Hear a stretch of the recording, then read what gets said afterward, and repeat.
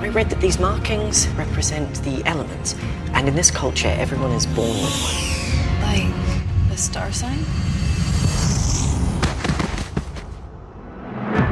Okay, we need to know where we are, how we got here, and how we're getting back. You are in the grove of the earth element. We are in tune with the music of creation. We can manipulate nature, heal others.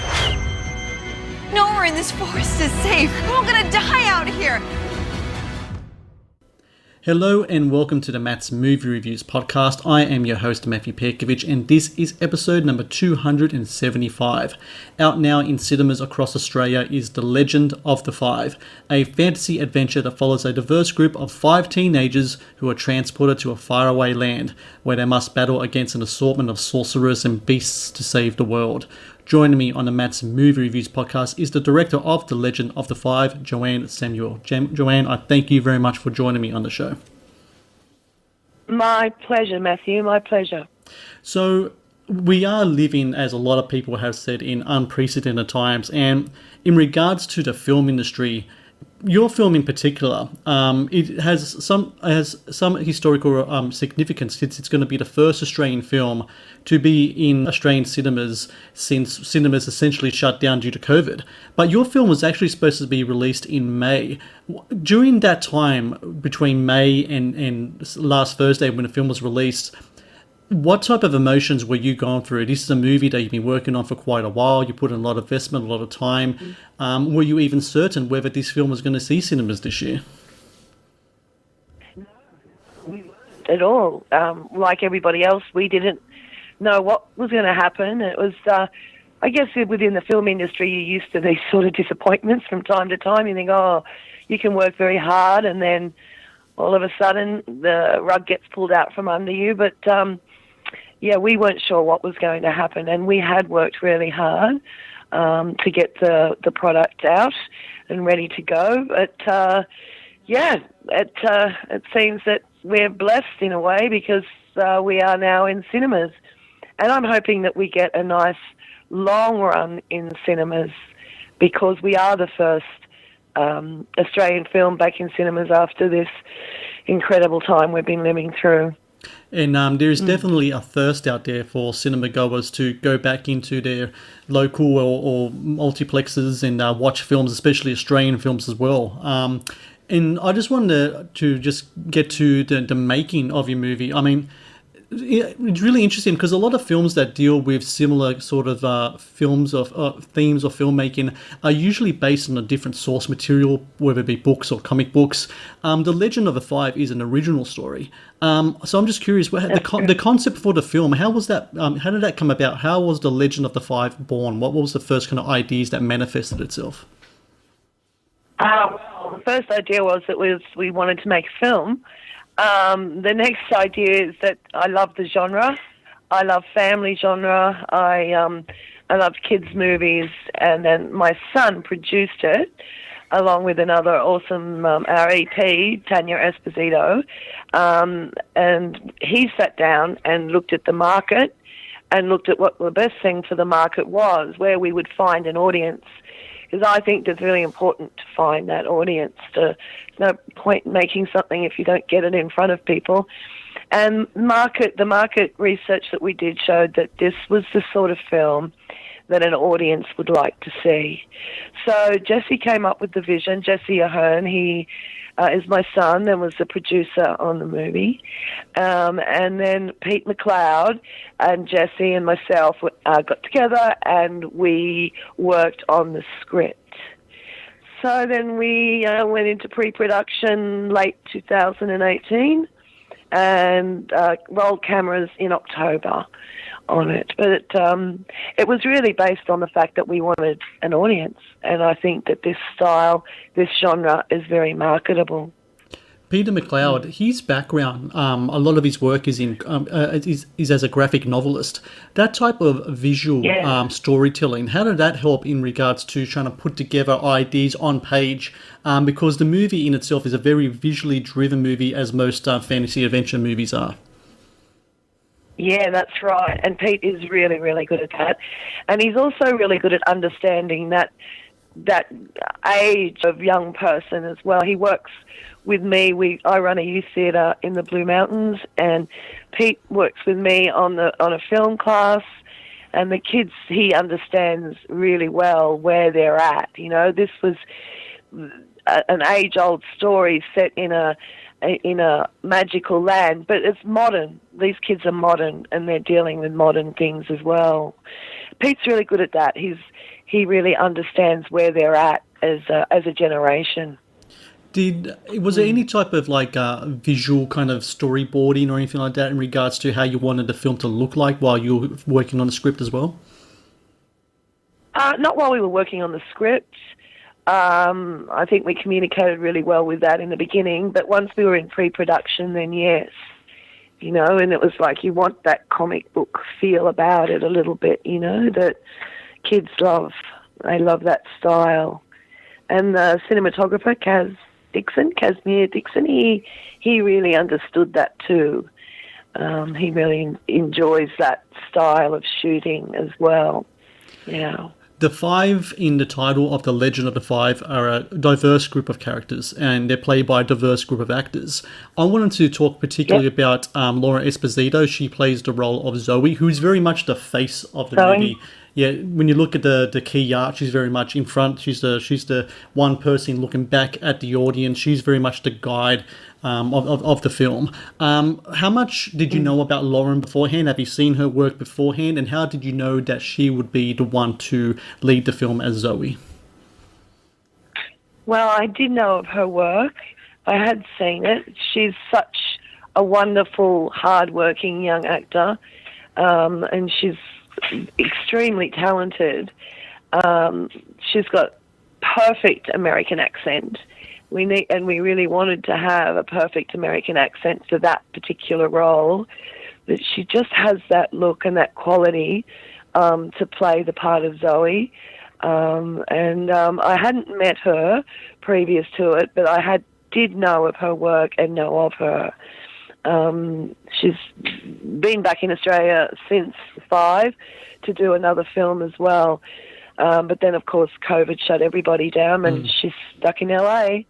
But but she is an awesome, awesome young actor, somebody to really look out for. You mentioned before you have a drama school in the Blue Mountains. It's called the Three Sisters Youth Theatre. When working with young talent for a film that's targeted to a young demographic, how do you approach that in regards to a filmmaker as opposed to working with older talent, for example? Is there different kind of ways to approach the material, or is it very much the same? Oh, it's very much the same. Well, the kids I've worked with for a long, long time. I've been running youth theatre for about 6 years now, and the kids have grown up with me. It's pretty well much the same. The way you talk to them and bring out the script, the way you look at the story and character and develop that character. I find that actually young people can be a little bit more open than sometimes adults and older actors that have been doing it. They've got their ways of doing things, but I find with the young people, they're just really open to listen and to take direction. The kids in my youth theatre go off. I've got one of them's in NIDA, another one in AFTRS, another one at UTS doing film and communications. They're really keen and they work hard and they open themselves up to direction and to listening. They understand that it's a learning curve and they're needing to work things out with a director. So I actually find it a little bit easier to work with kids. I know that old adage, don't work with kids or animals, but I find that my kids at youth theatre are actually really, some of them are really going to be stars and just do great things. I know that. When it comes to a film like The Legend of the Five, so much of it, the success of it has to depend on the world building of it. And I think we're really lucky in Australia because we have natural location, a resource which is these natural locations that can seem otherworldly to like outside eyes. And even people in Australia too, I'm sure you would have done some scouting across Australia in New South Wales and seen places you've never seen before. When it comes to this film, you worked in the Blue Mountains, which is kind of like your backyard there, Wollongong, Bathurst. It's my backyard. When it came to choosing those locations, were you kind of surprised at what you were able to find? Were there places in the Blue Mountains, for example, which you lived, you've maybe never seen before, or never seen maybe the cinematic quality, and were really surprised at how it came across on screen? I've lived in the mountains for a long time, and there's not much that I don't know about the locations around the place. There's some places that I haven't been to, but then to take a cast and some crew into some of these locations is quite difficult. So you have to know where you're going and know what you want and get in there and get the shots and then get out again, because some of these places are quite difficult to get to. That little travel sequence that you see in the film, where they go in front of the waterfall at Wentworth Falls, Bridal Falls, and a few other places that they went to, they took skeleton crew down and just did some travel shots with them. Because Nick Ahern, that did the B-cam stuff and the Steadicam stuff, he's lived up here a long time and knows exactly where to go to get those shots. And then, of course, there was out at Mount Wilson, which is just absolutely gorgeous, the Cathedral of Ferns. That place is really, really beautiful and so easy to shoot out there. Know that you've got very few sound problems. It's very quiet. Trying to shoot in Sydney or big cities sound is always a bit of a difficulty. But up here in the mountains as well, the sound was just so much easier to shoot. But it's just so many areas here, so many beautiful areas in the mountains and different types of landscapes, like hard rock or waterfalls or ferns or softness. So you've got such a choice. And you're right, it is a character.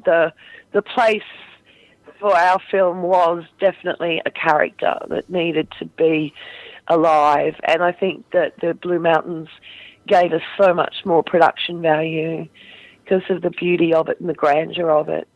It's a very special place. Having lived in the mountains for so long, did you ever go for a walk or go for a trip and see different places and kind of earmark them and think to yourself, oh, you know what, if I ever make a movie, I think that'll be a great place to do stuff there? Did you have locations like that already in mind, even when writing the script? Oh, sure, absolutely, yes. There's places that I'd like, you want to keep secret too, that you don't let too many people know about. But there's not many places like that up here anymore, where most people know about all the good spots now. So yeah, no, absolutely. There's a couple of spots that I'd like to film in that I know are just so beautiful that we haven't filmed in yet. So maybe when we do the next one, that would be great. And there is, not to give away too much, there is possibility there of another, but I don't want to give away too much of anyone who hasn't seen it as yet. The other aspect of making a big world kind of movie like this is the visual effects challenge. And I've talked to many independent filmmakers in Australia make many genre films, and that's always been a challenge for them, because when you deal with big world films and you have a low budget, you have to get creative with stuff. When it comes to this film and the visual effects that you used for the movie, how did you go about researching which visual effects houses that will be right for the film? Did you have people already earmark certain companies in mind? Did you have to do some research? How did it go about finding the right visual effects companies for this movie? Well, that was Jesse's domain. That was his department, the special effects. There is a special effects guy up here that I know really well, Tom Taylor. He was our on-set effects guy, and he really led us along that path. And then Jesse did a lot of the research himself, and then we got people in and with Tom, and we worked through the special effects that way. That was quite difficult for me as a director, but I could trust that Jesse knew exactly where we were going with it, and also Tom. And then we had pre-production days where we would talk that through with green screen and different ways of doing things. So, yeah, it was really good to have Tom on set when we did those days, those big... Well, they weren't actually any bigger than any other day, but it's just different, you know, is you've got green screen and you've got actors getting into prosthetics, and that was tough too. I really admired those actors that could jump into those prosthetics early mornings in that chair for ages and then sit around all day with stuff on your face, and just fantastic actors, really, really lovely.